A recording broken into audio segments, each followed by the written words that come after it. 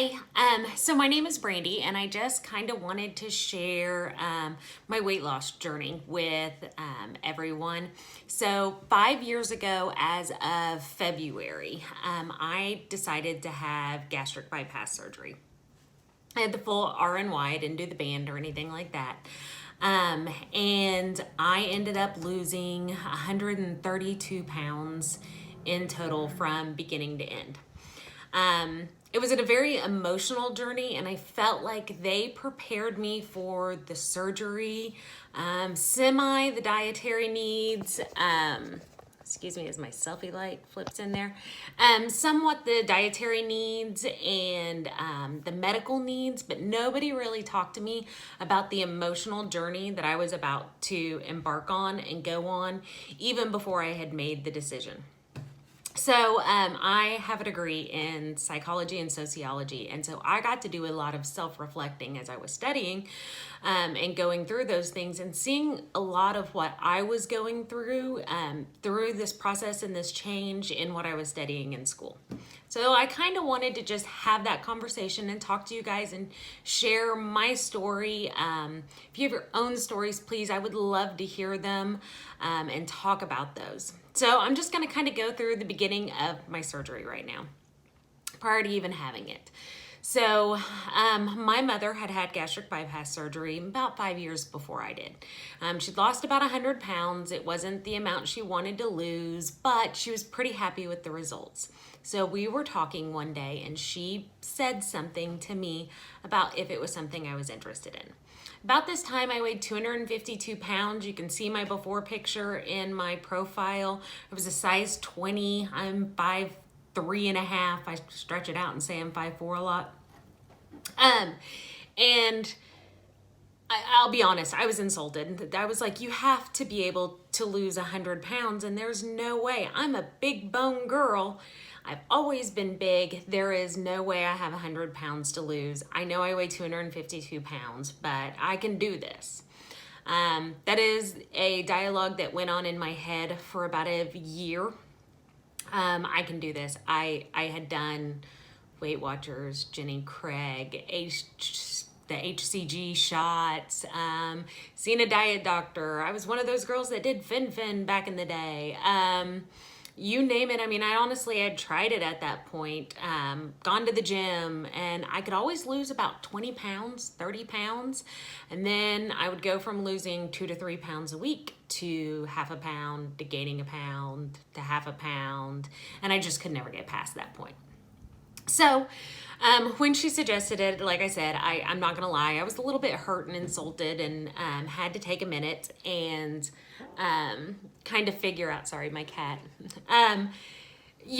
what I wanted to do in life. And I decided I would at least explore it. So the first process when you're going through, or some of the first processes, when you're going through gastric bypass surgery is you go and you meet with the surgeon in the group, and he talks about the surgery.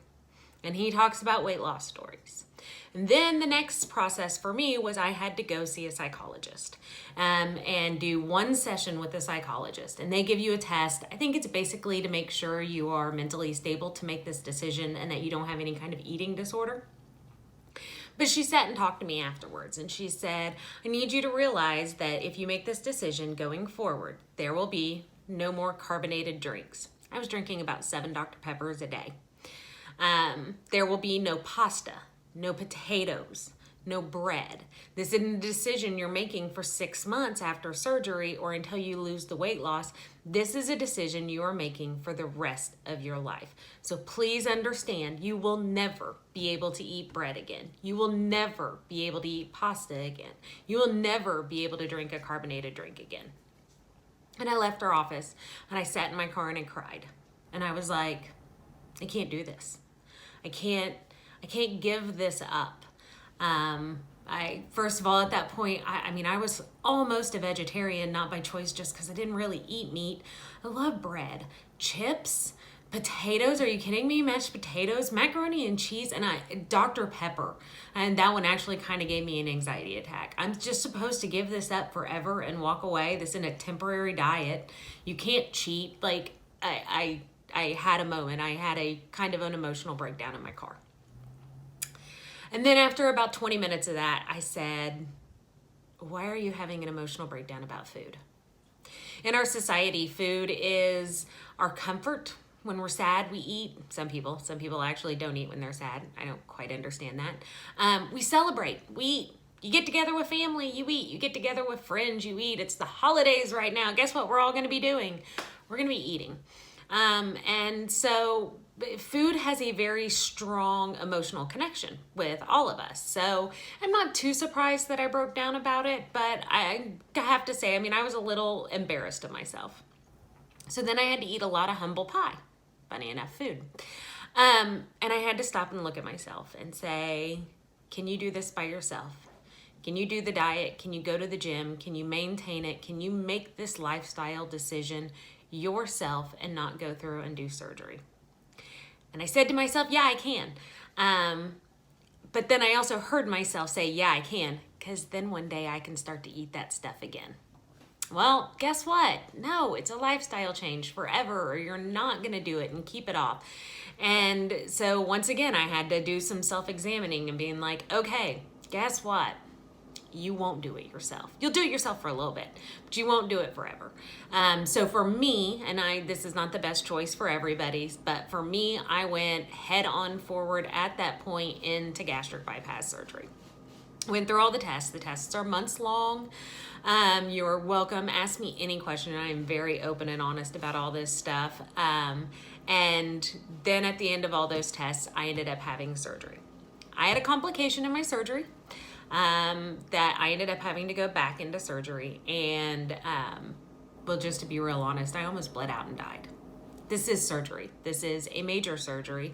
I think I went into it with the mindset of kind of like having your appendix out. This is routine. They do 15 of them a day, which is all very, very true. But you're not in a health state to go through a major surgery, and this is a huge surgery. So please, when you're weighing those options, I don't want that to deter you, but recognize it for what it is. This is not having your appendix removed. This is major surgery. But anyway, so I ended up, instead of, most people I know will tell you they had the surgery, they were out of the hospital the next day, they felt great a week later. No, I was in the hospital 5 days, had 6 blood transfusions. It was months after I got out of the hospital before I felt better. It was a long, hard road. This side of that road, yeah, it was completely worth it. And I made the right decision for me in my life. But then I started to realize, as I started to drop the weight, that I was also having some emotional side effects from going through this weight loss. I lost 130 pounds. That is amazing, people. That is, I am super proud of that. But reality, that changes your personality, it changes your emotional state, it changes the way you view people in the world around you, and I don't think I realized that. So in psychology, one of the things that you talk about is the stages of grief, which are honestly the stages of loss. You're losing weight, you're losing, honestly, an identity of who you were, and you are going through the 5 stages of loss. It's a DABDA, D-A-B-D-A, and say denial, anger, bargaining, depression, acceptance. Those are the 5 stages of loss. When you lose something, you go through those stages. You don't go through them in order, technically. You may bounce around. You may hit them more than once. You don't go through them in 6 months. You may go through them in years. But if you have ever lost anybody, those stages should sound familiar to you. Like, I went through this. The denial that it was happening, the anger about it, the bargaining, can we just go back to the way it was, the depression, and then finally acceptance. So that's what I want to talk to you guys about, is those stages of going through the weight loss process and what to expect as you move forward in a life as someone who is overweight to someone who's not. I refer to it for me as I became visible. I was very invisible before I had surgery, and now I'm very visible, and that is a huge change in my life. It's funny, as invisible as I was, everybody will tell you, like, I was a ham, I had this huge personality, not much different than what you see now. But I was invisible. People didn't remember me. They didn't remember my name. They'd meet me 5-6 times and not know who I was at the end. I was invisible. So I'm going to talk to you guys about the process, the emotional process of going through and losing that amount of weight, drastically changing the way you look. Look at my before and after pictures. I have to introduce myself to people now. And I would love to hear from you questions that you have, stories that you've been through. If this is something you're talking about, talk to me. I talk to support groups all the time, and I am here to answer any questions. I will do a whole episode of what can I eat, because that's everyone's favorite question. So I will go through that. But like, share, comment. If you know someone going through this, if you know someone who might be interested in going through gastric bypass surgery, or someone who's doing it on their own and is just losing a lot of weight, they are still going to go through some emotional moments in this. So please, by all means, share, like, comment, let me hear from you, and I will be back and we will talk about denial, the first stage of losses. It's the holidays, so I will probably post that here in the next couple days. Thanks. I hope you have great holidays. Merry Christmas, Hanukkah, all of those. I'll see you all later.